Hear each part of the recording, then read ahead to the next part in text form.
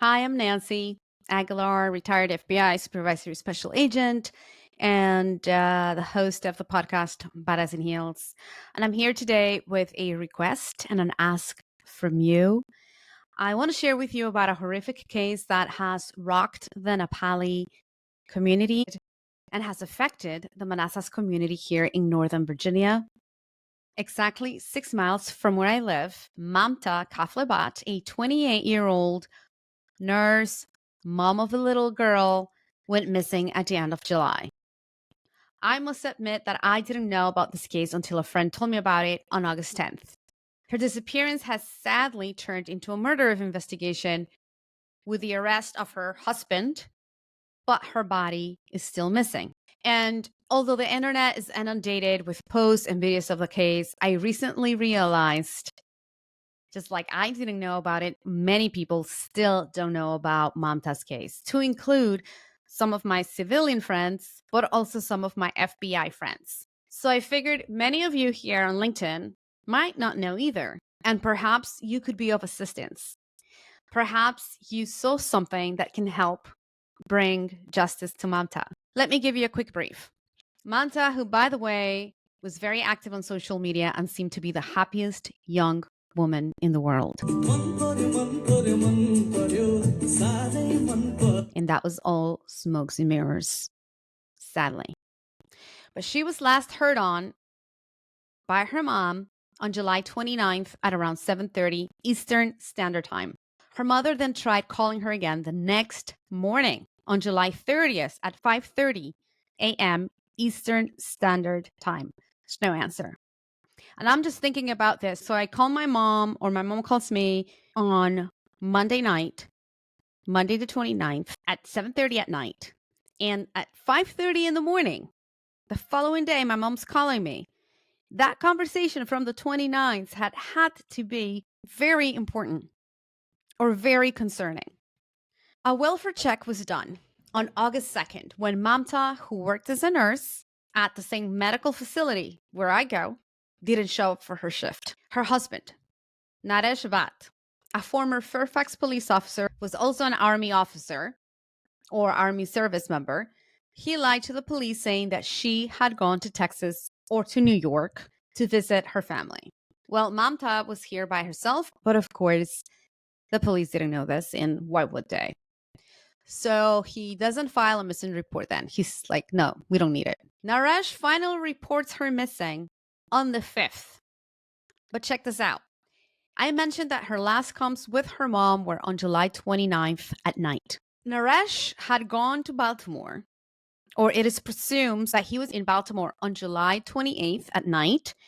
He returned to Virginia, to his home in Manassas, around 1 in the morning on July 29th. So July 29th is the last day that we know that for sure that Mamta was alive because of the communications with her mom. CCTV places Naresh on July 30th at a Walmart in Chantilly buying a set of 3 knives. And then the following day, on July 31st, he's buying cleaning supplies at another Walmart in Loudoun County. So what happened between July 29th and July 30th? What happened in the Bhatt household? The Nepali community really came together and advocated for Mamta. They went to action almost immediately when she didn't show up to work. They organized and engaged in searches around parks here in Manassas. They made flyers. They created Facebook groups. They, of course, notified everyone they knew in the Nepali community.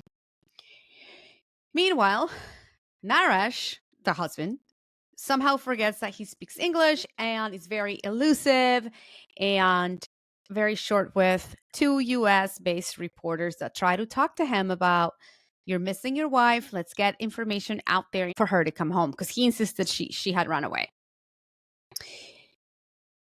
But in one of the interviews, he says that he had searched for Mamta in Falls Church and other places. No further information. The thing is, liars sometimes have a speck of truth in what they're saying. So the days go by, the Nepali community is still hanging on to hope. On the 21st, a search warrant is executed at the Bhatt house. Two of the knives that Naresh had bought were missing. The evidence response team, or their forensics team, found significant blood splatter and blood pooling under a carpet in the bedroom. Luminal showed what seems to be a body dragged from the bedroom towards the bathroom. The bathroom floor lit up with the luminol, as well as the bathtub. The bathtub was removed, and to the naked eye, they could see more blood. The luminol also showed that a body, or what seemed like a body, had been dragged out of the house. And that was the end of the trail. There is no body.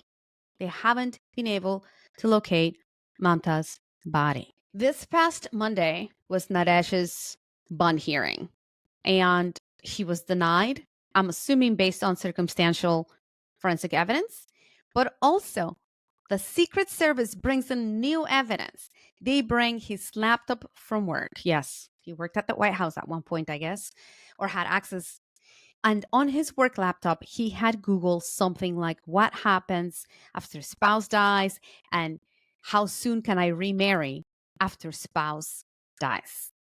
So when I saw that, I thought of Scott Peterson and Chris Watts.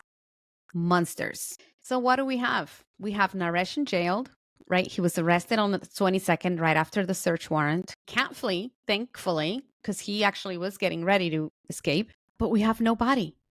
And Mamta's phone last pinged in a cell site in Loudoun County near a body of water. That is really all we know. Now, I'm thinking, this guy is not stupid. And maybe I'm going to give him more credit than he deserves. But I would imagine he disposed of everything separately, not in the same location. So I wouldn't count on finding the phone and the body or the knives altogether. But like I said, maybe I'm giving him too much credit.